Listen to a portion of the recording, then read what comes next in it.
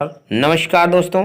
आज हम आप सभी को सेठ सेठानी पर भगवान गणेश जी की कृपा की एक कहानी सुनाते हैं। एक गांव था जिसमें एक सेठ जी अपने परिवार के साथ रहते थे। सेठ जी गणेश जी के पक्के एवं परम भक्त थे। सेठ जी का परिवार बहुत ही सुखी जीवन व्यतीत कर रहा था।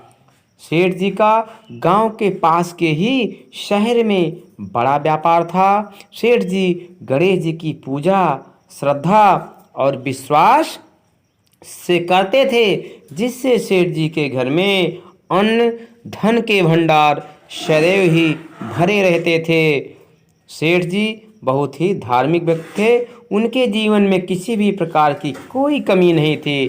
नित्य प्रतिदिन नियमानुसार रोज वह नदी पर नहाने जाते और घर आकर गणेश जी की पूजा करते, उन्हें भोग लगाते और फिर स्वयं भोजन ग्रहण करते। यह बात सेठानी जी को अच्छी नहीं लगती थी। वह धार्मिक नहीं थी, ईश्वर पर इतना विश्वास नहीं था और वह विश्वास नहीं रखती थी। एक बार सेठानी जी ने सोचा कि यह इतना गणेश जी को मानते हैं, गणेश जी की पूजा करते हैं, इससे होता क्या है। आज तो देखती हूँ सेठ जी गणेश जी की पूजा कैसे करते हैं।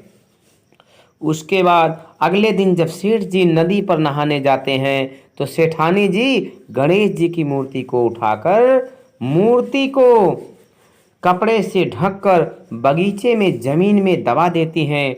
जब सेठ जी नदी पर से नहाकर घर आते हैं तो वह गणेश जी की देखते हैं कि गणेश जी की मूर्ति मंदिर में नहीं है।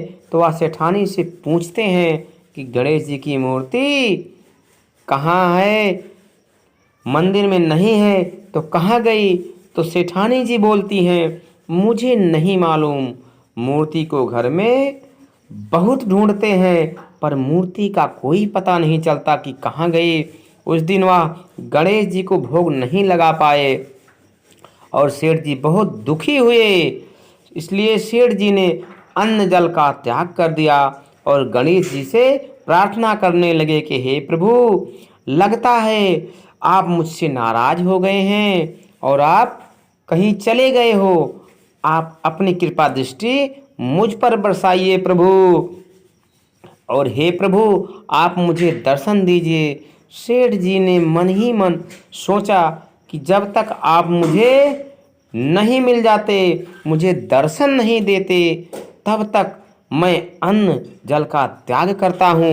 बिना अन्न जल के पूरा दिन निकल गया। रात्रि में सेठ जी की भक्ति से प्रसन्न होकर श्री गणेश जी भगवान स्वप्न में दिखाई दिए और स्वप्न में गणेश जी भगवान एक छोटे से चूहे के साथ खेल रहे होते हैं और चूहे को खाने के लिए लड्डू देते हैं। चूहा लड्डू को लेकर बगीचे में जाता है और जमीन को खोदता है और लड्डू वहीं डाल देता है। उसके बाद अचानक सेठ जी की नींद खुल जाती है। सेठ जी बगीचे में जाते हैं और उसी जगह खोदते हैं उन्होंने स्वप्न में जहां देखा था, और वहीं से उनको थोड़ी सी जमीन खोदने पर कपड़े में लिपटी हुई गणेश जी की मूर्ति मिलती है। सेठ जी गणेश जी की मूर्ति की पूजा करके उनको उसी स्थान पर स्थापित कर देते हैं।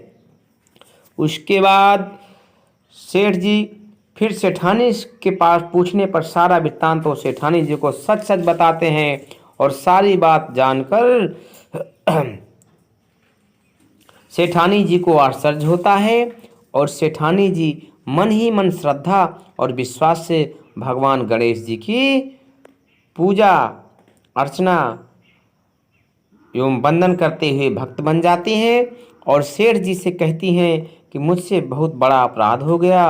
अब हम दोनों पति पत्नी प्रेम सहित भगवान श्री गणेश जी की आराधना निरंतर करेंगे और उनकी पूजा में कभी कोई कमी नहीं रखेंगे और ना ही कोई कमी आने देंगे। यह सुनकर सेठ जी बहुत प्रसन्न हो जाते हैं और दोनों पति पत्नी भगवान गणेश जी को हमेशा धन्यवाद करते हैं। तो बोलो भगवान श्री गणेश जी की जय। हम सभी पर भी अपनी कृपा दृष्टि बनाए रखें।